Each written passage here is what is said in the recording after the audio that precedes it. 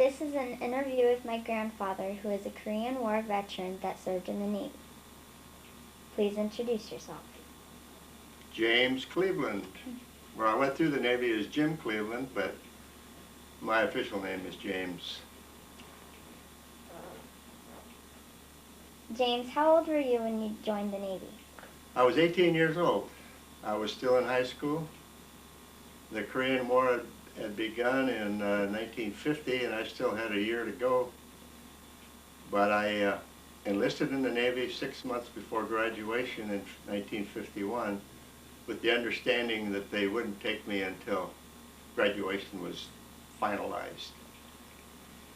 In what years did you serve in the Navy? I served in the Navy from June of 1951 till June of 1955. What was the name of the ship you were assigned to? I was assigned after boot camp. I attended a school, a sonar school, and after 6 months in sonar school, we had to pick a ship, and we only had one choice: destroyers. So I had dozens of destroyers to pick, and not knowing any of them, I picked USS De Haven because, I don't know, it rang a bell. USS De Haven.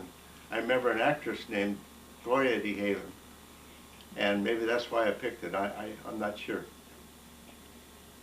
What was your rank, job, and or assignment while on the ship? Well, I was a sonarman 3rd class, and sonar is a acronym for sound, navigation, and ranging, and primarily used for detection of submarines or any underwater obstacle or mines that were planted by the enemy. Some were floating mines, some were anchored to the bottom of the sea, but that was my main job on this ship. What was the De Haven's assignment during the Korean War? Well, the De Haven assignment was to join the Task Force 77 in the Sea of Japan.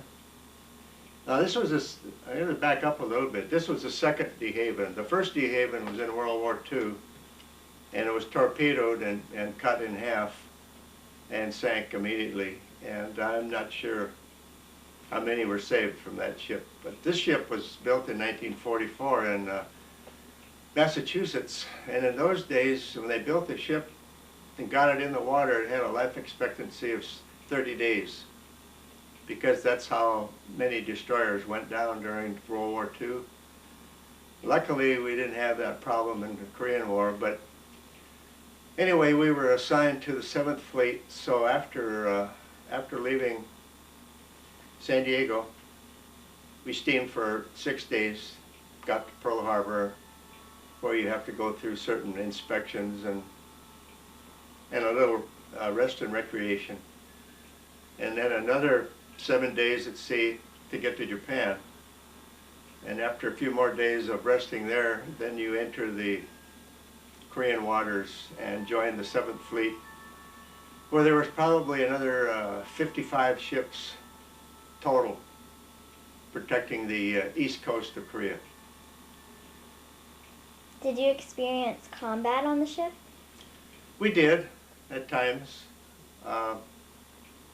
Besides combat, destroyers often get assigned other jobs that you didn't expect. For instance, before we got to Korea, when we were in Japan, we were told to, we and one of our other ships in our division left Sasebo, headed out to sea, steamed all night long in rough waters to pick up a troop ship coming in from the United States.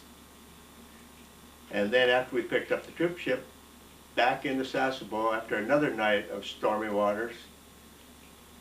And when we got back in, we were supposed to head out to China the next day.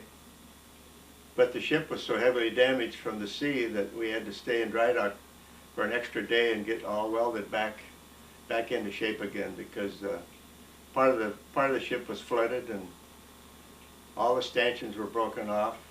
The #1 gun mount was split open. That's just from seawater.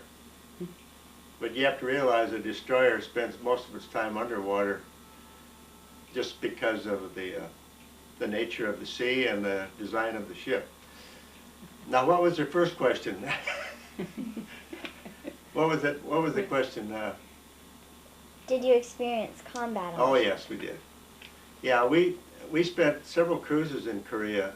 Each year we were there. We were there for 3 cruises, 3 different years. But the first year the war was still on, and our job was to get targets from the Marines that were stationed on the beach, and they would give us coordinates, and we would bombard ammunition trains that were traveling up the coast or other static targets, and occasionally they would shoot back at us, and luckily we were never hit, but every time they start shooting at us we had to go to general quarters, and that's when I would leave my sonar job and go to a fire control room for general quarters. So there was always excitement.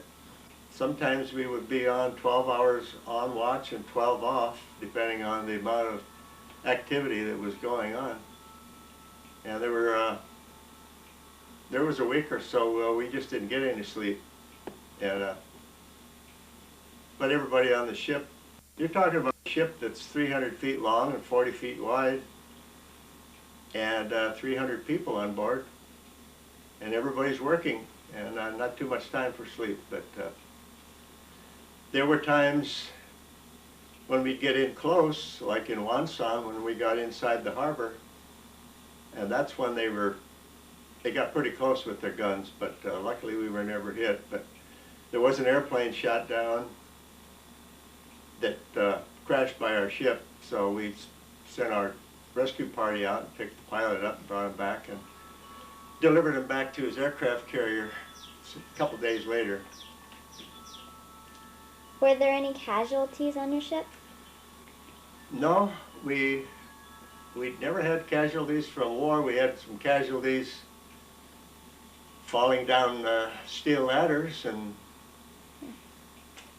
after the at Wonsan invasion, I guess you could call it, one evening, and of course another thing that happens during the war, when you have no lights on the ship, you're traveling totally dark all the time, and we got word that 5 men had been wounded in a foxhole. 3 of them had been killed and 5 were wounded, so they brought them aboard our ship, in darkened ship one evening, and they operated on them. We didn't have a hospital, but the doctor, we borrowed a doctor from another ship, and they operated on these 5 gentlemen and got the shrapnel picked out of their bodies and got them patched up, fed them, and put them back on the island the next day.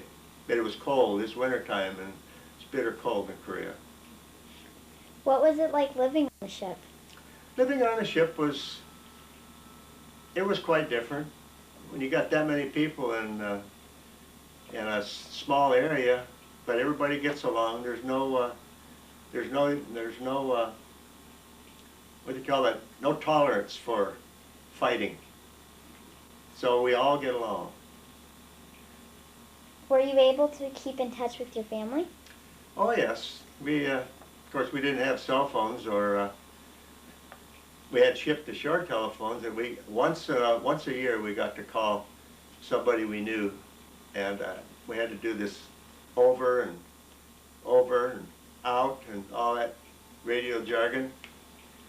But just mail, just writing, and we look forward to mail deliveries that we'd get about every 4 or 5 days. And at one time our mail came way late. Some of it was burned because the plane carrying our mail had crashed and burned, and so we got half letters or portions of letters. And I was always grateful to get little care packages from home. And after getting a few boxes of cookies that you had to eat with a spoon, because they spent too many hours on ships or just getting there. So I'd ask my parents to just send me boxes of cheese or sardines or anything that wouldn't break. Thank you. you, James Cleveland, for the information you have provided to me in this interview. You're welcome.